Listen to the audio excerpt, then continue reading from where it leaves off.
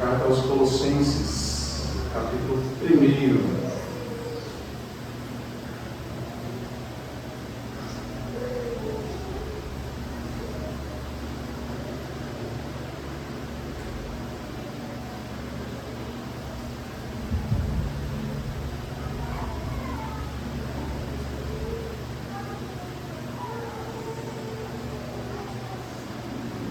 Sabe uma curiosidade, meus irmãos? Toda vez antes de começar o culto, ou antes de eu subir aqui para pregar, eu sempre fico olhando para a Laura assim, porque às vezes ela esquece de falar Deus te abençoe.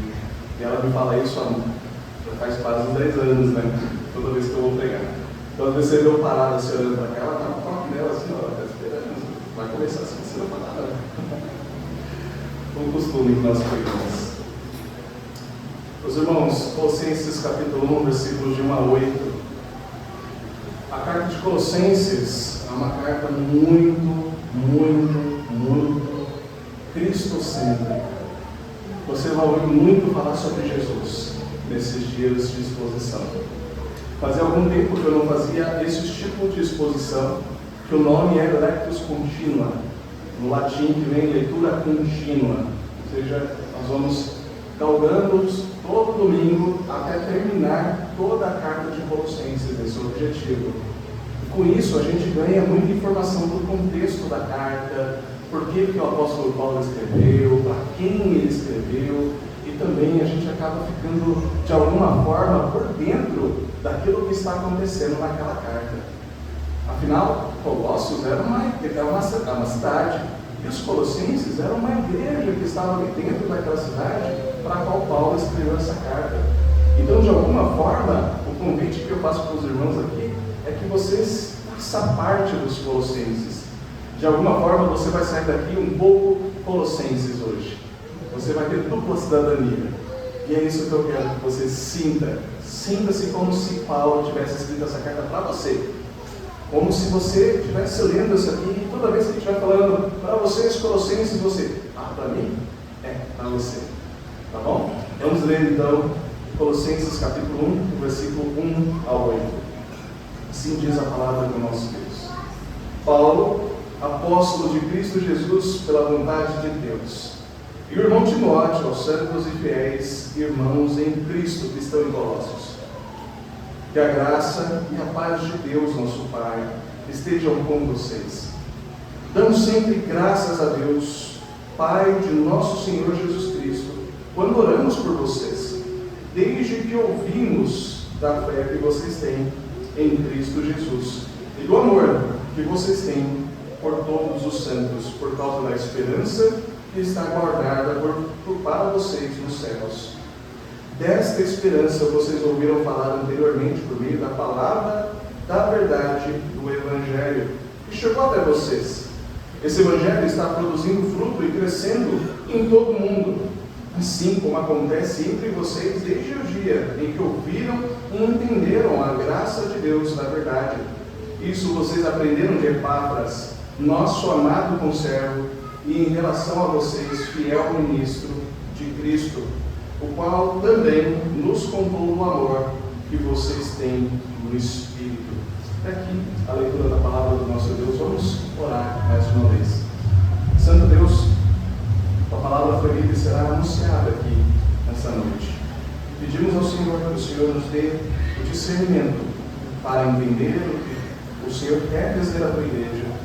Ó Deus, fale aos nossos corações nessa noite. Nós oramos a Ti, em nome de Jesus. Amém e amém. Meus irmãos, antes do sermão propriamente dito, vale uma orientação muito importante. Nós louvamos a Deus porque nós temos muitas crianças aqui no nosso culto. E isso quer dizer que a nossa igreja é viva. Portanto, às vezes a criança faz barulho. Inclusive o Estevão ali é um barulhento danado. As crianças não são um problema, mas às vezes os adultos são.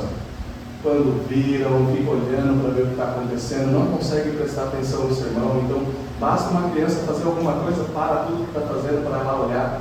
Não faça isso. Além de constranger o pai, você também está desviando o foco do principal, que é a palavra. Certo? Então vamos fazer um combinado aqui.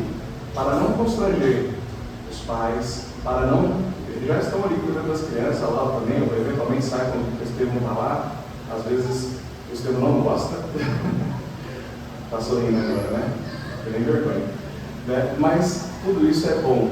E louvado seja Deus pelas nossas crianças. Tá bom? Então os pais não se sintam constrangidos pelas crianças. E irmãos, vamos ajudar uns aos outros. Não fique ali, a não ser que você vai ajudar. Mas se você quiser levantar, pegar a criança e ficar um pouquinho com ela, aí pode olhar, pode levantar e pegar. Tá bom? Então vamos voltar aqui. Colossenses, meus irmãos, veja só. Lembra que eu falei que a gente tinha que entrar nesse contexto de Colossenses e isso é maravilhoso? Como será que a nossa igreja está? E aí vamos tentar colocar o nosso contexto aqui. Como será que a igreja presbiteriana de Pitangueiras está? Será que nós estamos bem?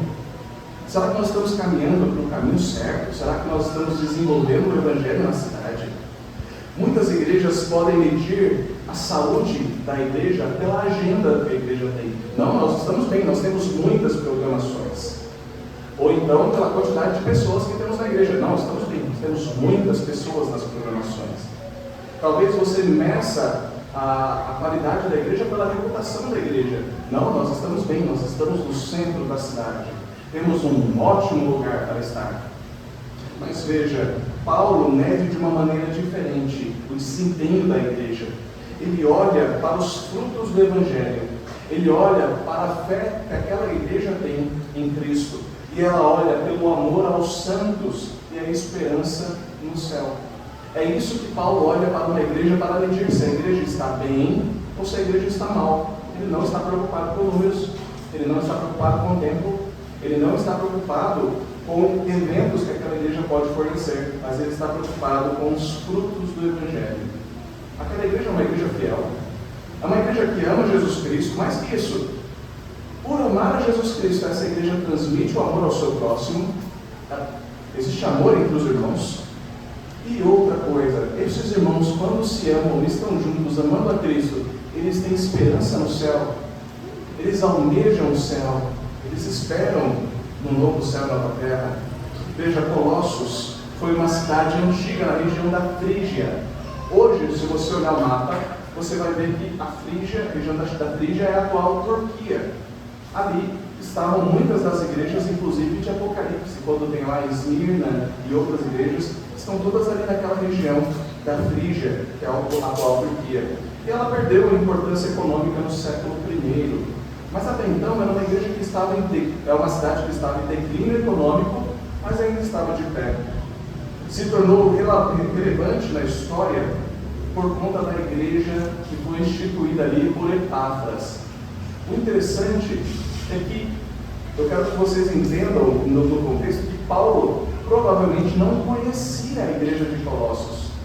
Ele ouvia falar, não foi Paulo que fundou a igreja dos Colossenses, mas ele provavelmente participou disso, porque Epáfras era um discípulo de Paulo. Então, de alguma forma indireta, Paulo estava participando. Então, Paulo escreve para uma igreja que ele ainda não teve a oportunidade de conhecer pessoalmente. Você vai perceber esses nuances aqui na carta. Quando Paulo vai dizer, eu ouvi dizer do crescimento de vocês, eu ouvi que vocês são assim, e olha como eu louvo a Deus por conta disso. Você vai ver que Paulo escreve uma carta de amor aos Colossenses. Tem um videozinho que eu acho muito legal, que ele mostra como as cartas são e como é a reação da pessoa quando lê as cartas de Paulo. Então, quando ele lê lá Filipenses, aí mostra um monte de coraçãozinho, que carta maravilhosa. Quando lê Colossenses também, vários corações, que igreja linda. Mas quando lê Gálatas, aí vê vários tapas na cara assim. Quando lê Coríntios, então, aí tem sim também tudo mais. Porque Paulo tem esses nuances, ele escreve para divertir, para corrigir e para impulsionar as igrejas dali. É isso que acontece. A ideia era ter Cristo naquela igreja, a ideia era ter Cristo e mais alguma coisa, porque aquela igreja era muito sincretista.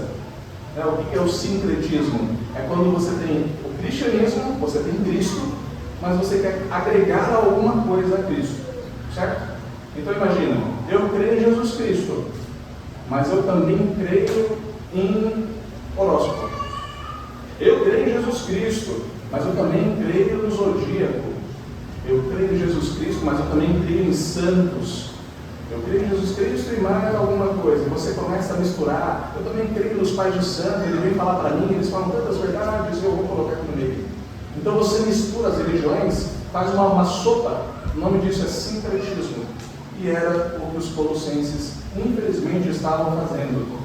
Então, quando Paulo escreve aos Filipenses, aos Colossenses, ele também começa a exortar dizendo que Cristo é suficiente. E esses capítulos de Colossenses têm como objetivo este: dizer, Cristo é suficiente. Eles estavam tentando complementar a Cristo com algumas coisas, por exemplo, legalismo. Eles estavam tentando fazer leis e dietas diferentes para complementar a sua fé. Ou ascetismo. Ascetismo é você se abster de coisas, né? Como os monges faziam. Então, não vou comer, não vou beber, não vou fazer tal coisa, não vou tomar banho, não faça isso, tá? Tome banho. Culto aos anjos, ali provavelmente eles faziam. Busca por uma plenitude espiritual fora de Cristo, buscavam ali, de alguma forma, astros e pedras preciosas que pudessem dar alguma coisa. E Cristo, de alguma maneira, ele estava sendo esvaziado. É como se Cristo estivesse sem poder. Como se Cristo não fosse suficiente para a fé daquelas pessoas. Mas Cristo é Criador, sustentador, Ele é o cabeça da igreja, Ele é a plenitude de Deus. E nenhuma experiência espiritual extra é necessária para complementar quem Cristo é. Por isso, o título desta série de sermões é Cristo Basta. Cristo basta, fazendo referência às palavras de Jesus ao apóstolo Paulo, em 2 Coríntios capítulo 12, versículo 9, que então Jesus disse: a minha graça é o que basta para você, porque o poder se aperfeiçoa na fraqueza. A minha graça te basta.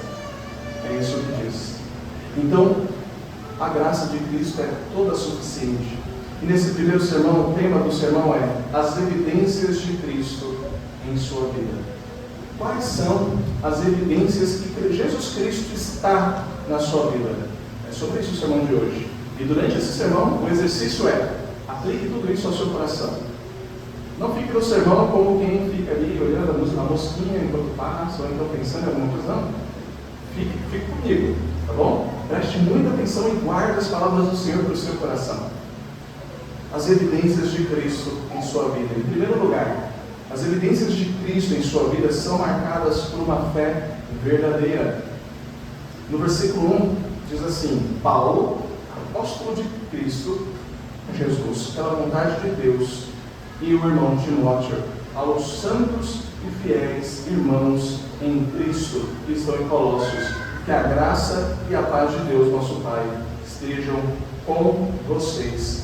Aqui existem várias ênfases que são legais. Primeiro, aqui Paulo está colocando como enviado de Cristo pela vontade de Deus e não pela vontade dele, colocando em estado de submissão.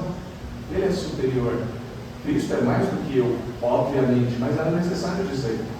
E aqui ele manda essa carta aos santos e fiéis irmãos que estão em Cristo, que estão em Colossos.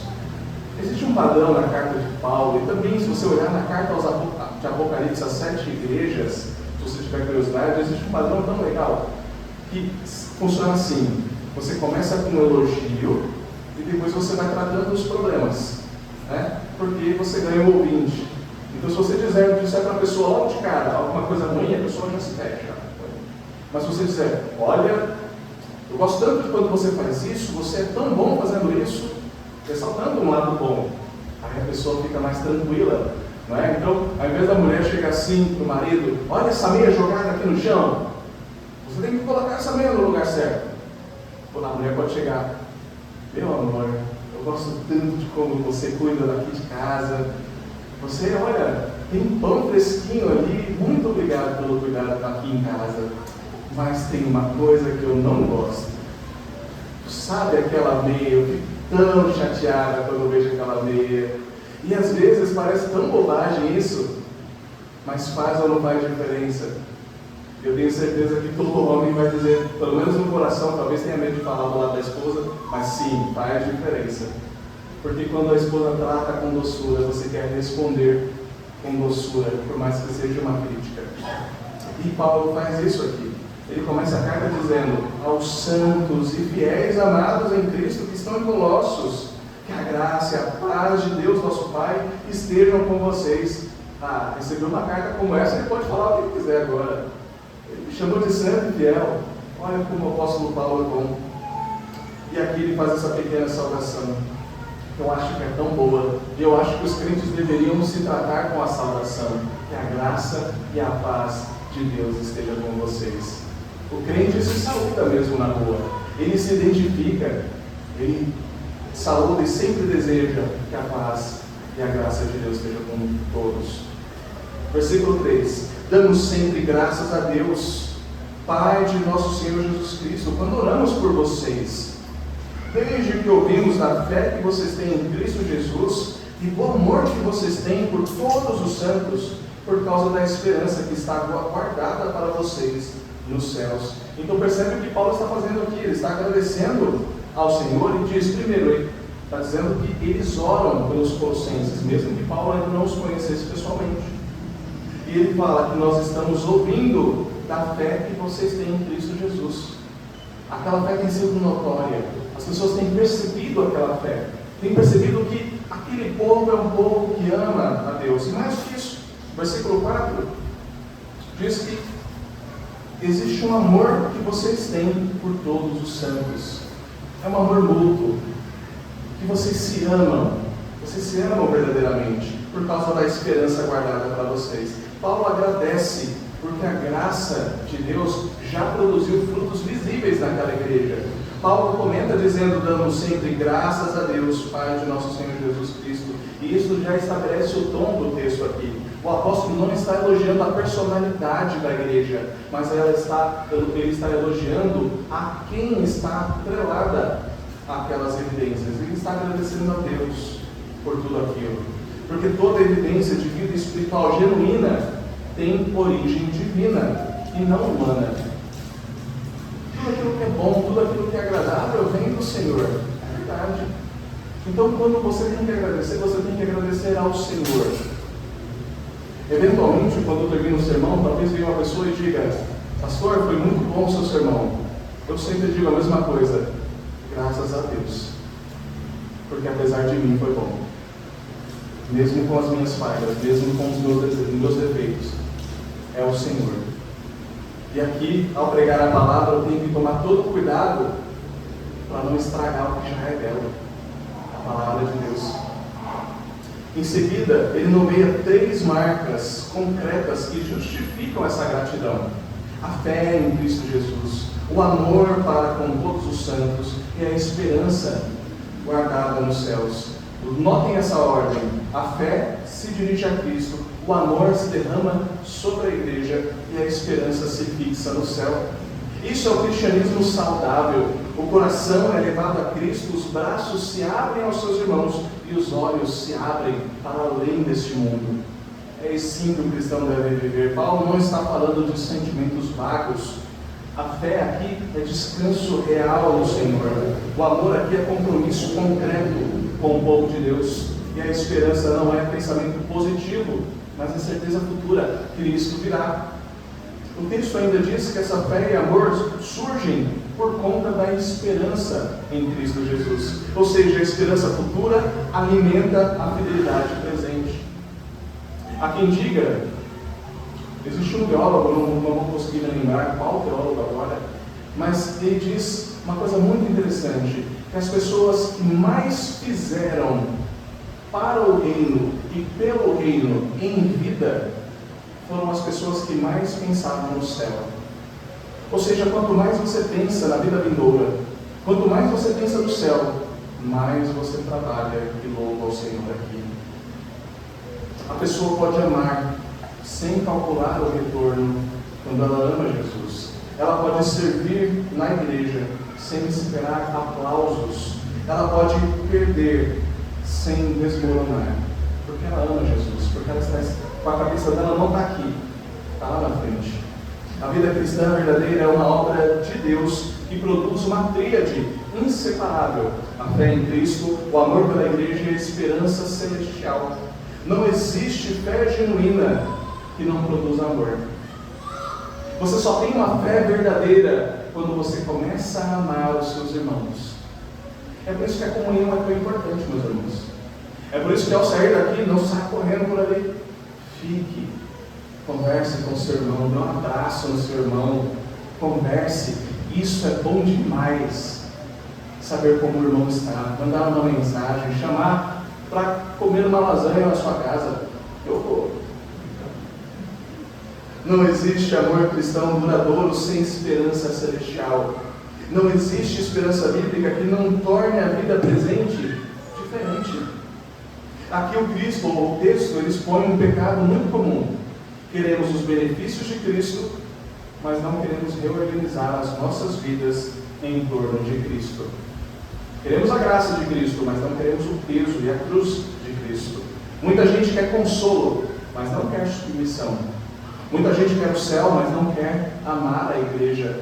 Muita gente quer segurança eterna, mas continua vivendo com o coração pendurado nas suas idolatrias, nas coisas aqui da terra. Isso não funciona. Viver servir a Jesus Cristo requer de você entrega, devoção verdadeira, não passageira. É o coração que diz: eu creio em Jesus, mas trata o seu irmão como se ele fosse incômodo. A minha esperança está em Deus, mas você entra em pânico sempre que você perde o controle, sempre que você perde o conforto, sempre que você perde o prestígio que você queria. É como quem confia no banco, mas dorme abraçado no extrato de papel embaixo do travesseiro. A boca fala uma coisa, mas você está se apegando a outra coisa. É porque Cristo morreu e ressuscitou que a fé não é uma fantasia, ela é verdadeira. É porque Cristo comprou a igreja com seu sangue, que o amor dos santos não é opcional. Nós nos amamos não porque temos tudo em comum, mas nós nos amamos porque temos Cristo em comum. É Cristo que entrou no céu como nosso Redentor, e que essa esperança está guardada e segura. Examine então a sua vida, não apenas por uma linguagem evangélica você se torna crente, mas por evidências concretas. Examine a sua vida e veja: será que eu verdadeiramente estou vivendo como um cristão? Será que eu verdadeiramente estou vivendo a minha vida como aquele que encontrou Jesus como Senhor e Salvador? Você crê em Cristo ou apenas admira as ideias cristãs? Você ama a igreja concreta ou apenas a ideia abstrata de comunidade? Meus irmãos, nós não temos como viver as nossas vidas dizendo que somos cristãos, dizendo que amamos a Jesus de todo o nosso coração, se nós não conseguimos amar aquela pessoa que está do nosso lado. É impossível você viver uma fé genuína e dizer para Cristo: eu amo o Senhor Jesus, mas eu detesto a sua igreja. Eu amo o Senhor, mas eu não vou viver minha fé em casa. Eu amo o Senhor, mas a igreja me dá arrepios. Eu quero viver do meu jeito. E talvez você diga: ah, mas eu tenho a minha fé, por que então eu preciso ir para a igreja? Eu tenho a minha própria fé, eu não preciso me comprometer com o corpo de Cristo. Mas nesse texto, a fé em Cristo e o amor pelos santos aparecem juntos. Quem abraça o cabeça da igreja não pode desprezar o corpo da igreja. Nós fazemos parte de um glorioso corpo de Cristo. Cada um de nós. É o dedo dedinho, é o dedão, não interessa qual parte do corpo você passa. Você faz parte desse glorioso corpo de Cristo. E Deus te chamou para estar aqui hoje. Viva como parte desse corpo. Respire como parte desse corpo. Ame como parte desse corpo. É impossível uma igreja permanecer de pé quando os membros da igreja estão separados. A igreja precisa permanecer unida. Então, chame um irmão para ir na sua casa. Vamos fazer esse desafio essa semana? Vai lá, chama o irmão. Vem na minha casa nesse dia aqui, ó. Vou comer uma pizza. Vamos fazer alguma coisa juntos.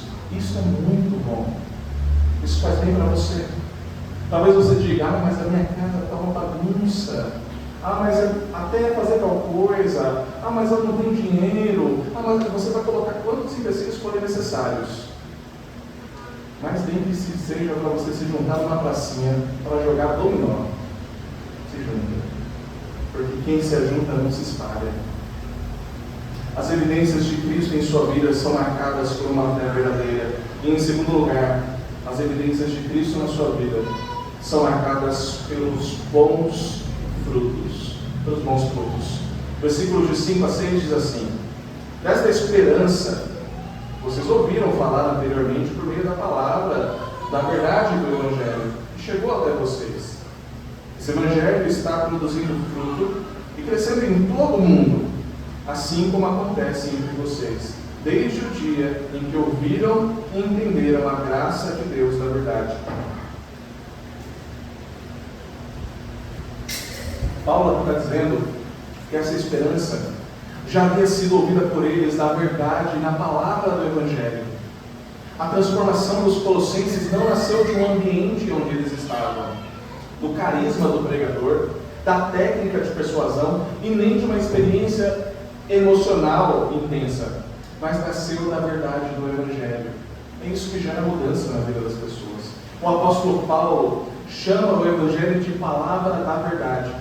Em dias de confusão religiosa, isso precisa ser dito com firmeza. O Evangelho não é uma narrativa terapêutica para ajudar as pessoas a se sentirem melhor. Entenda isso. Se o motivo de você estar aqui hoje é porque você quer se sentir melhor, como se fosse uma terapia em grupo, o lugar é errado. O lugar é errado. Aqui nós temos adoradores. Aqui nós temos quem conheceu a Jesus Cristo como Senhor e Salvador. Isso muda completamente a nossa vida.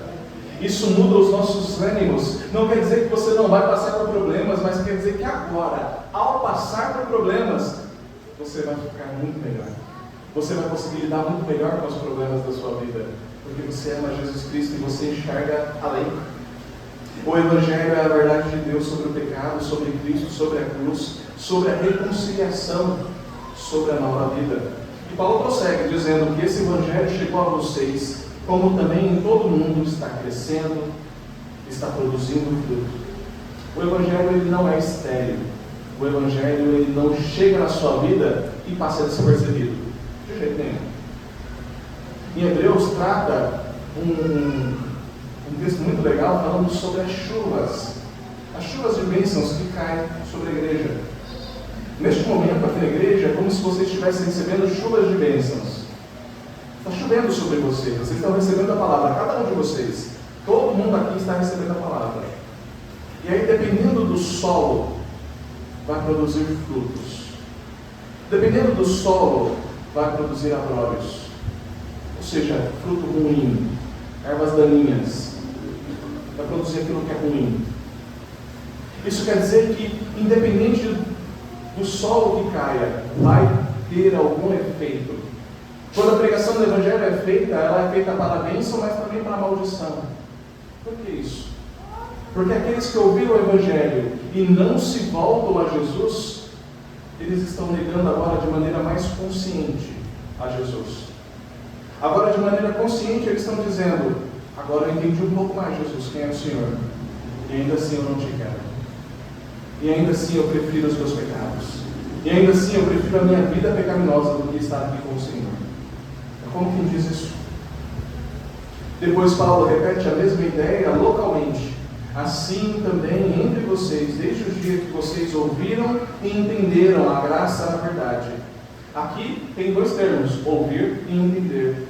Não basta escutar o som, mas é necessário compreender a graça da verdade de Deus. Não é uma graça sentimental, não é uma graça barata, não é uma graça remodelada para não confrontar ninguém.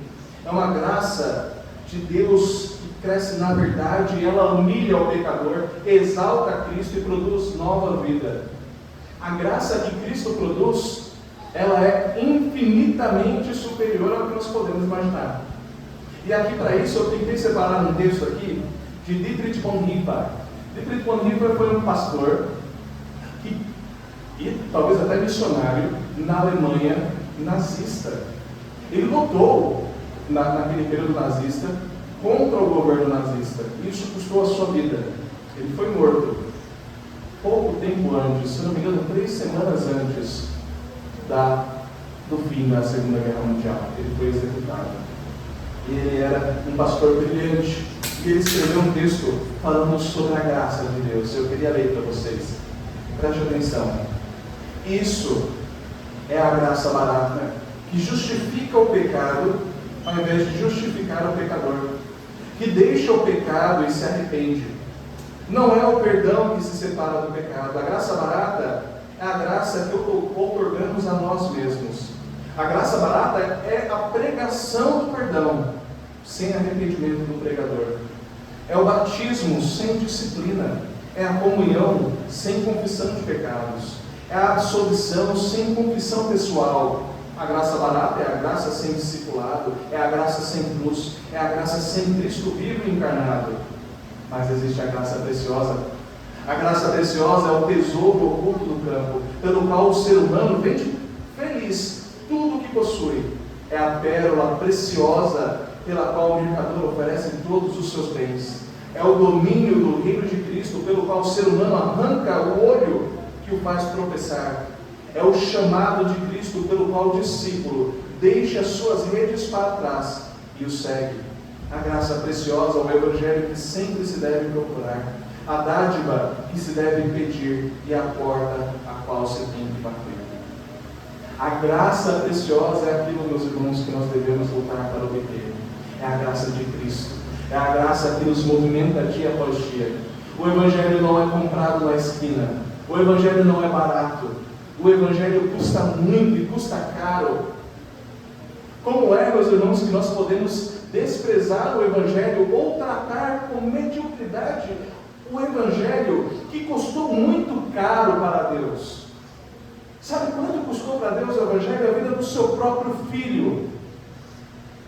Jesus Cristo se entregou por amor de nós, pelos nossos pecados, para nos dar a graça do perdão, e por vezes nós rejeitamos isso, como se aquilo não valesse de nada, como se aquilo fosse barato demais, mas não é barato demais aquilo que custou caro para o Pai. Isso custou caro para Deus. O sangue de Jesus custou muito caro para Deus. Esta graça não é barata. Esta graça é profunda e verdadeira. O evangelho verdadeiro é a verdade graciosa de Deus, quando compreendida de fato. Gera fruto espiritual real. E o fruto não é a causa da salvação, mas ela é a evidência da salvação. Você não produz frutos para obter salvação, mas já aquele que obteve a salvação naturalmente produz frutos. Ele naturalmente faz aquilo que é bom. Ele naturalmente quer pregar o evangelho, ele quer anunciar o evangelho, ele quer viver isso. Porque ele é grato. Nada move mais o ser humano do que um coração grato. Nosso coração, por vezes, prefere um evangelho domesticado. Queremos a palavra graça, mas não queremos a palavra verdade. Queremos acolhimento, mas não queremos arrependimento. Queremos consolo, mas não queremos ser confrontados. Queremos a promessa, mas não queremos a cruz. Existe um auto-engano comum aqui. A pessoa pensa, eu já ouvi o evangelho 1000 vezes, mas ela nunca foi quebrantada pelo evangelho. Nunca abandonou os ídolos por conta do evangelho. Nunca começou a produzir frutos por conta do evangelho. Você não conhece a Jesus. É como uma criança que se senta à mesa para comer. Ela coloca ali o arroz, o feijão, a batatinha e começa a mexer. Aí vai mexendo para um lado, mexe para o outro, bagunça tudo, cai um pouco e volta do prato, mas nenhuma colherada é colocada na boca. A comida é remexida, cai para tudo que é lado, ela brinca, a comida esfria e ela não come. Essa criança não se alimentou, ela esteve na presença do prato de comida, mas não se alimentou. Por vezes as pessoas estão aqui de frente com o prato da comida do evangelho e não se alimentam. Cristo é como o centro do evangelho que frutifica. O evangelho não é faça o seu melhor. O evangelho é você é pior do que você imaginava. Cristo é suficiente, mais do que você ousa crer. E a graça de Deus em Cristo não apenas perdoa, mas ela transforma a vida do pecador. Em Cristo, a verdade não destrói. Sem esperança, E a graça não nos trata com superficialidade. Em Cristo, Deus diz a verdade completa sobre o nosso pecado e oferece perdão pelos nossos pecados. Então pergunte-se, o Evangelho está me tornando mais humilde? Eu estou me tornando mais ensinável? Eu estou mais pronto a perdoar? Estou mais disposto a morrer pelo meu ego? Mais amoroso com a igreja? Mais consciente da graça? Veja, onde o Evangelho é entendido, ele produz fruto no casamento, ele produz fruto na fala. Existem muitos irmãos que ainda falam como se não fossem crentes. Falam palavrões, falam palavras que não deveriam falar, falam de uma maneira agressiva, até mesmo dentro de casa. Ofensas disfarçadas. No modo de reação, no modo de reagir à frustração, na luta contra a impureza, no trato com os seus irmãos, no serviço que ninguém vê, como tem sido o seu desempenho. O Evangelho precisa produzir mudança, porque o Evangelho ele entra na cozinha, ele entra na fila do supermercado, ele entra no ônibus lotado, ele entra na conversa depois do culto, na forma como você responde àqueles que te contrariam na sua casa. E o Evangelho ele está observando, ele entra no uso do dinheiro. Há quem diga, meus irmãos, que o bolso é a última coisa que converte na vida do crente. Converte tudo, mas o bolso é a última coisa que converte. John Knox, um pastor reformado da Escócia de 1550, ele diz assim: se Satanás fumeja e ruge contra vocês, seja contra seus corpos por perseguição, ou interiormente em sua consciência por uma batalha espiritual, não desanime, como se você fosse menos aceitável na presença de Deus, ou que Satanás pudesse prevalecer a qualquer momento contra você. Não. Suas tentações e tempestades que surgem tão repetidamente argumentam, testemunham que a semente foi lançada e caiu em boa terra, começou a criar raízes e pela graça de Deus produzirá frutos abundantemente na época devida e no momento conveniente. Isso é o que Satanás teme e portanto se enfurece e se enfurecerá contra você, pensando que se ele pode repelir você agora, talvez de repente no início. O que está dizendo aqui é que quando você começa a ter acesso ao Evangelho, quando você começa aquela reflexão da palavra de Deus, começa a entender e viver verdadeiramente como cristão, Satanás então começa a fazer de tudo para te arrancar dali. Aí é quando ele vai começar a colocar as galinhas de fora, vão tirar essa pessoa daí. Então se você está firme aqui na igreja, cuidado para não cair. Porque esse é o momento em que Satanás vai tentar derrubar, esse é o momento em que Satanás vai tentar abusar das suas artimanhas. Mas não creia que Satanás tem algum poder contra você, contra um filho de Deus, porque não tem. Ele já está derrotado. Jesus Cristo já pisou na cabeça da serpente. Não existe uma guerra. Eu já falei isso para vocês, meus irmãos. Eu lembro de algum tempo atrás, faz tempo que eu não vejo, mas eu me lembro de ver aquelas fotinhas onde de um lado tinha ali Satanás em forma de punho, assim, de luta, né? E no outro, Jesus, como se eles fossem travar uma batalha, né? E colocando lá, quem vai vencer? Aí vai aparecer lá, se você curtir, Jesus ganha. Se você só olhar, Satanás ganha. Um negócio assim. Irmão, além de ser ridículo isso, mas a ideia daqui que eu quero trazer é, não existe uma batalha. Não existe uma batalha entre Deus e Satanás. Não existe. Existe batalha entre nós e o pecado. Existe batalha espiritual entre nós e o mundo espiritual, sim. Mas não existe batalha entre Deus e Satanás. Deus é vitorioso e ponto final.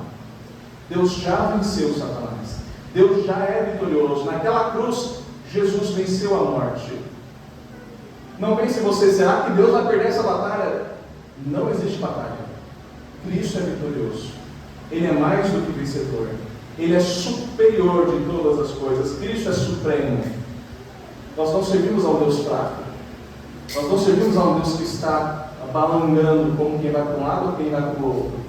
Mas Ele é firme e fiel, todo poderoso. Satanás é uma criatura desse Deus todo poderoso. Meus irmãos, em terceiro lugar, nós vemos aqui as evidências de Cristo em sua vida. Em primeiro lugar, As evidências de Cristo em sua vida são marcadas por uma fé verdadeira. Em segundo lugar, as evidências de Cristo em sua vida são marcadas pelos seus bons frutos.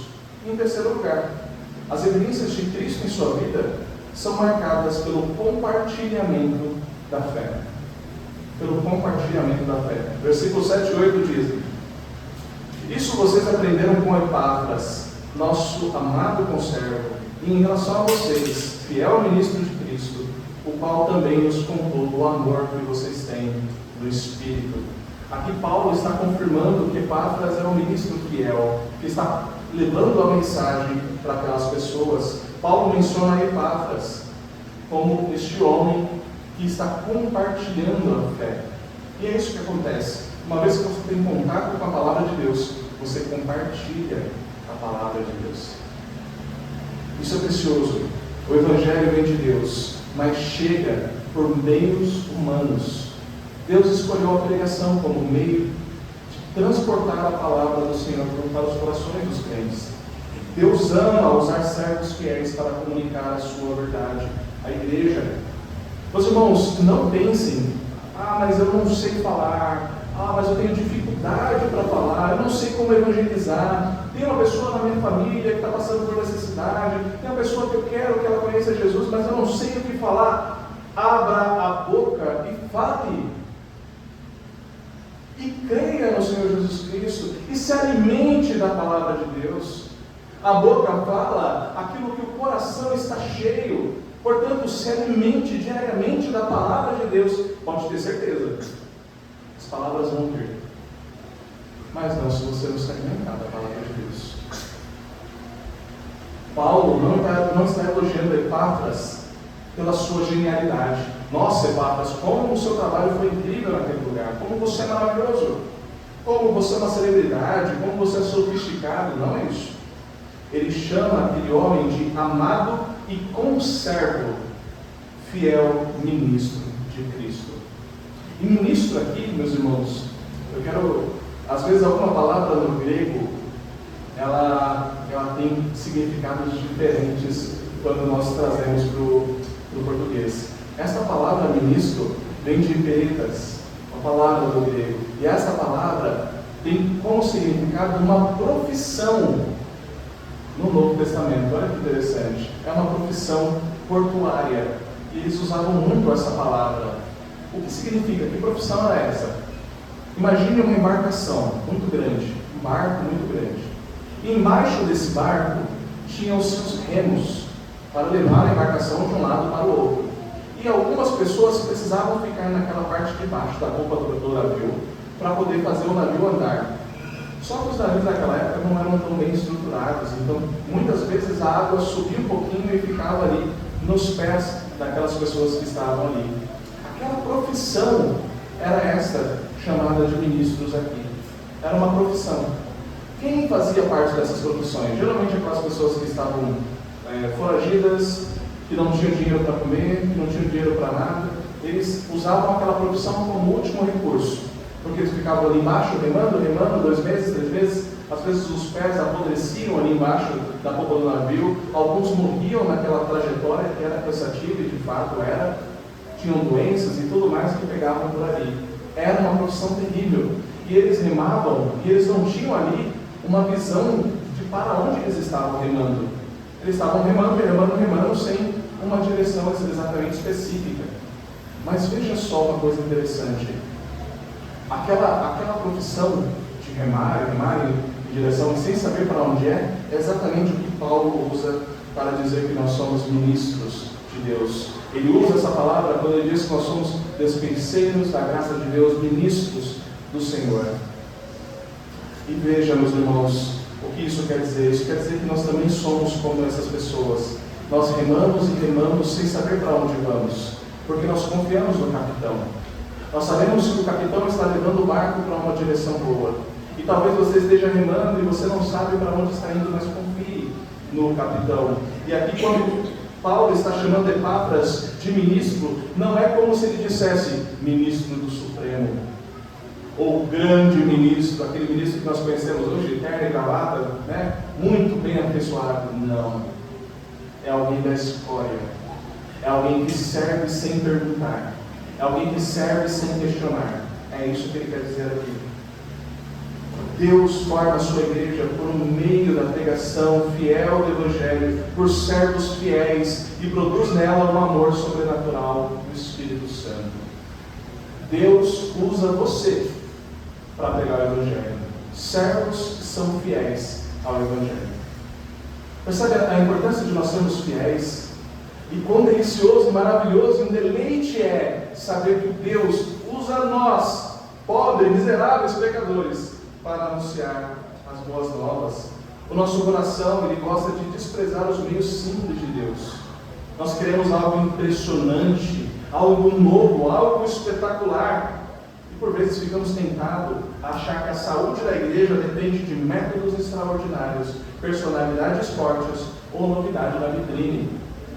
Nós amamos quem pensa igual, quem vota igual, quem tem o mesmo gosto, quem tem a mesma faixa etária, mas na igreja não é bem assim, né? O amor no Espírito vai além disso. Ele une gente diferente. Isso é maravilhoso na igreja. É muito comum na igreja você ver um senhor de 60 anos conversando com um jovem de 12 anos e eles estão ali em um diálogo sobre a fé, sobre o amor por Jesus, conselhos que você recebe. É parecido com aquelas famílias grandes, naqueles almoços de domingo. Tem sempre aquele tio falador que sempre faz aquela piada do pavê para comer. Eu acho que eu sou esse tio, né? A tia calada, a criança correndo, aqueles que gostam de uma carne no churrasco bem mal passada, do jeito certo de se comer. Existem aqueles que não sabem comer carne, que gostam daquela carne em formato de sola de sapato, dura e só. Alguém ali naquela família discutindo sobre futebol, um sobre Corinthians, outro sobre Palmeiras. Os palmeirenses não são muito bem-vindos. Existe também alguém sumido na cozinha, provavelmente ali caçando alguma coisa para comer antes do almoço. Naturalmente aquilo pode virar uma confusão muito grande, mas eles são família, eles se aguentam. Você não aguenta mais aquela piada do pavê para comer. Quando o seu tio chega e olha para o pavê, você não. E aí já diz: e essa sobremesa aqui é para comer? E você já fala: não é possível, de novo. Mas nós somos família. E essa é a família de Deus. Essa é a família que o Senhor nos deu. Por vezes pode acontecer de algum irmão ter um costume que você não goste. Mas é muito melhor andar com irmãos na fé, que por vezes tem costumes que você não gosta, mas é tão ruim ficar sem esse irmão aqui na igreja. Aquele tio do pavê, quando ele não está mais ali, você sente falta daquela brincadeira. E é muito possível que o assunto dali seja ele. Se ele estivesse aqui, ele ia fazer a brincadeira do pavê aqui na comida. Portanto, valorize os seus irmãos, até naquilo que você talvez não goste. E ame, e aprenda a estar à mesa com os irmãos. Cristo é o Senhor a quem Epáfras servia e o Salvador que une o seu povo em uma unidade. O ministro fiel aponta para Cristo e não para si mesmo. O Espírito derrama o amor porque Cristo primeiro nos amou e se entregou por nós. Não há ministério fiel sem Cristo como centro. O que nos une é Cristo. Nós somos diferentes. Nós pensamos diferentes. Aqui na hora do louvor, eu estava conversando ali com o Edilson e a gente estava falando ali sobre as vozes. E o Edilson canta de um jeito e eu cantava de outro, e a gente conversando. A gente falando: mas está errado, mas eu acho que é o sotaque. Aí o Edilson: mas não tem como mudar o sotaque. Como que a gente muda o sotaque? Aí eu falo: não, então vamos tentar ajeitar aqui para ficar igual. E a gente tentou, adequou. Eu acho que no final saiu igual, se não saiu igual, saiu quase. Mas é essa a ideia. As nossas diferenças nos fazem únicos, nos fazem unidos, nos fazem irmãos. Examine o seu amor. Você ama a igreja só quando ela é fácil? Só quando a igreja concorda com você? Só quando a igreja reconhece o seu esforço? Mas o amor do Espírito ele aparece especialmente quando o ego teria motivo para recuar. Honre a palavra fielmente pregada. Rejeite a sede por novidades vazias. Meus irmãos, tenham deleite na palavra. Tenha um deleite na palavra. Tenha, neste momento, algo que você vai levar para o seu coração e transformar a sua vida. Porque Cristo tem esse poder transformador. Transformou a minha vida. Transformou a vida de vocês. E vai continuar transformando. Para concluir, meus irmãos, as evidências de Cristo em sua vida são marcadas por uma fé verdadeira. Em segundo lugar, são marcadas pelos bons frutos. Em terceiro lugar, são marcadas pelo compartilhamento da fé.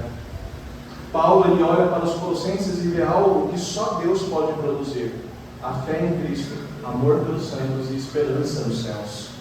Ele atribui tudo isso ao Evangelho verdadeiro, aprendido por meio de um ministro fiel ao Senhor. Ele não diz que Epáfras era um acadêmico de primeira. Ele não diz que Epáfras era o melhor pregador que ele já tinha visto. Mas ele diz: aquele ministro era fiel. Esse texto nos obriga a perguntar: o Evangelho apenas passou pelos nossos ouvidos? Ou ele realmente tem produzido mudança no nosso dia a dia?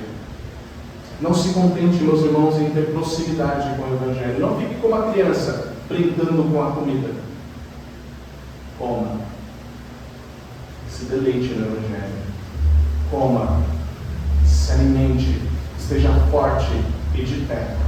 Porque os dias são maus.